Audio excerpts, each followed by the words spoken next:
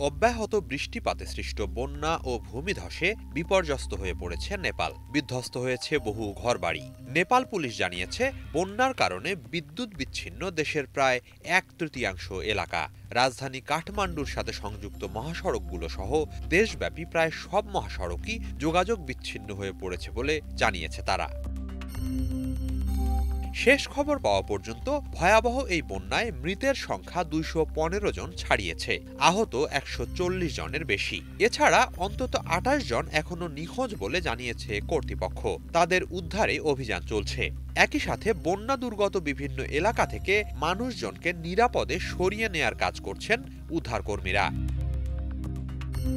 গত বৃহস্পতিবার থেকে বন্যা পরিস্থিতি দেখা দিয়েছে নেপালে। ভারী বৃষ্টিপাতের কারণে একের পর এক অঞ্চল তলিয়ে যাচ্ছে বন্যার পানিতে। আকস্মিক বন্যার মুখে ঘরবাড়ি ছেড়ে অসহায় অবস্থায় দিন যাপন করছেন কাঠমান্ডুর এই বাসিন্দা। ভোররাত থেকে 4টার দিকে এই এলাকায় প্রবল বেগে বন্যার পানি ঢুকতে থাকে। ঘরবাড়ি ডুবিয়ে সবকিছু ভাসিয়ে নিয়ে যায়। আমাদের কাছে এই মুহূর্তে খাবার মতো কিচ্ছু নেই, সব ভেসে গেছে। ভাগ্য ভালো আমরা কোনো মতে বেঁচে আসতে পেরেছি। আবহাওয়া অফিস বলছে, গত কয়েকদিনে নেপালে 322 মিলিমিটারের বেশি বৃষ্টিপাত হয়েছে। কয়েক দশকের মধ্যে এমন অতি ভারী বৃষ্টিপাত দেখেননি বলে জানান ললিতপুরের এই বাসিন্দা।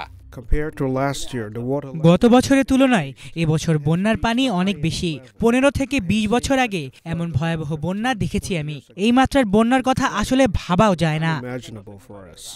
আবহাওয়াবিদরা বলছেন, জুনের প্রথম থেকে শুরু হওয়া এবারের বর্ষা মৌসুমে গড়ের তুলনায় বেশি বৃষ্টিপাত হচ্ছে নেপালে। এতে করেই দেখা দিচ্ছে এমন আকস্মিক বন্যা। একটানা বৃষ্টির কারণে মাটি নরম হয়ে ঘটছে ভূমিধস।